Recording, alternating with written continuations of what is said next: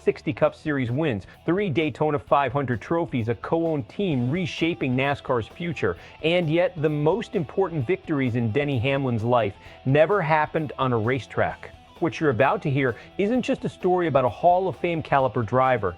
It's about a father who went broke chasing his son's dream, a woman who stood in victory lane before anyone knew Hamlin's name, and a championship that carried the weight of a dying man's final wish. This is the Denny Hamlin story that NASCAR doesn't put on a highlight reel. Let's set the table fast. Denny Hamlin has been racing at NASCAR's top level for nearly 2 decades. He drives for Gibbs Racing, co-owns 23XI Racing alongside Michael Jordan, and sits comfortably among the greatest drivers in the modern era of the sport. His personal life, just as layered. His partner, Jordan Fish, has been by his side since 2007. They met when she was a dancer for the Charlotte Bobcats. 17 years later, they got engaged on New Year's Day 2024. Together, they have 3 children, 2 daughters, Taylor James, born 2013, and Molly Gold, born 2017. And a son, Jamison Drew Hamlin, born in June 2025.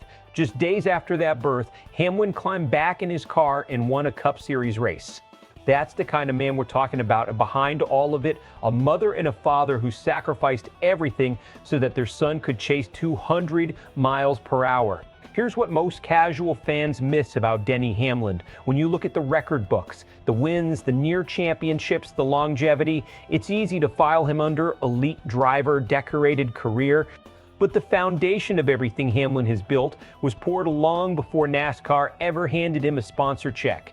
His parents, Dennis and Mary Lou Hamlin, funded his rise through karting and short track racing at a real personal cost. We're not talking about showing up on weekends with folding chairs and a cooler. We're talking about financial debt, serious sacrifice, the kind of commitment that most families simply aren't willing or able to make. Hamlin has spoken about this repeatedly throughout his career, and the weight of that gratitude has never faded. When you hear him talk about his parents, it doesn't sound like rehearsed humility. It sounds like a man who genuinely understands that his career was a team effort long before he ever had a pit crew.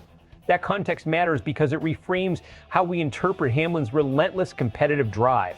This isn't just a guy who wants trophies. This is a man who feels a responsibility to his family, to his kids watching from the infield, to a father who poured everything into a dream. And the 2025 championship push made that responsibility painfully, beautifully real. Hamlin entered that season with one specific motivation he made public. He wanted to win a Cup Series title, the one major achievement that escaped him across a career full of milestones, while his father was still alive to see it. He said it plainly before the championship race. He knew time was short. He knew his father's health was declining, and he carried that into every single lap. Dennis Hamlin passed away that year. The championship remains the one thing Denny Hamlin has not yet claimed, and now that pursuit carries a grief that no race strategy can account for. Let's think about what this actually means for Hamlin's career and legacy. There is a version of Denny Hamlin that gets overlooked in the championship conversation. He's one of the winningest active drivers in NASCAR history. 3 Daytona 500s, a race that breaks legends. He's won it 3 times. He helped build a second team from scratch. He's been competitive at 40+ years old in a sport that grinds drivers down physically and mentally. And yet the championship has slipped away, not because of a lack of talent. The man has the talent, not because of a weak organization. Gibbs Racing is one of the most elite operations in the sport. It's been timing, controversial finishes, strategy calls, racing luck, the unpredictable nature of a playoff format that rewards peaks over consistency.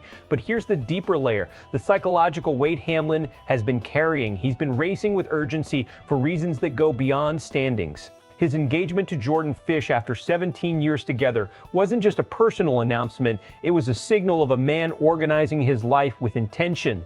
A new son born mid-season while he's still competing at a championship level. His father's declining health creating a deadline no point system can manufacture. That kind of emotional weight can break some competitors. For Hamlin, it appears to have sharpened him. Is that sustainable long term? That's the real question. Peak performance under grief is real. Athletes do it, but grief also has a delayed cost. The adrenaline of urgency eventually gives way to the reality of loss. What happens to Denny Hamlin's competitive fire now that the man he was racing for is gone? That's a question no analyst has a clean answer to, because it's a human question, not a racing question. NASCAR fans have a complicated relationship with Denny Hamlin.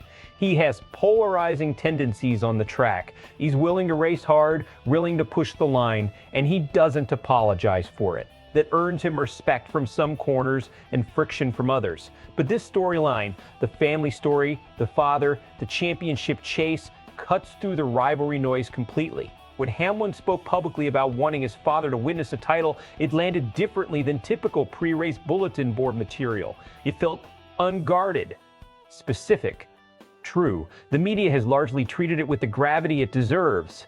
This isn't a manufactured storyline. It's the real fabric of a man's life playing out in public. And fans who've watched Hamlin for years, who've seen Jordan Fish in victory lane, watched his daughters grow up in race photos, followed his journey as a team owner, they understand that what's happening with Hamlin right now is bigger than any single race result. Two roads forward for Denny Hamlin. Best case, grief becomes fuel. Hamlin, now free from the pressure of racing against his father's declining health, channels the loss into one final dominant championship run. He wins the Cup Series title he's been chasing his entire career, dedicates it to his father, and retires on his own terms. Jordan Fish is in victory lane. His kids are there. It becomes one of the great closure stories in NASCAR history. Worst case, the emotional cost catches up. The urgency that kept Hamlin sharp fades without the driving force behind it. His age, the competitive landscape, and the emotional toll of a grieving season combined to make a championship run just out of reach again. He finishes his career as one of the greatest drivers to never win a title, a legacy that is impressive by any measure, but permanently marked by what almost happened. Neither road erases what Hamlin has built, but only one of them gives this story the ending it deserves. Here's the question worth asking after everything we just covered. Does Denny Hamlin still have a Cup Series championship in him? And does it mean more now, or does the loss of his father change what winning it would even feel like? That's not a stats question. That's a soul question. Drop your answer below. I want to know where you stand. Best storytelling finish in NASCAR history waiting to happen, or a career legacy that's already complete without the title?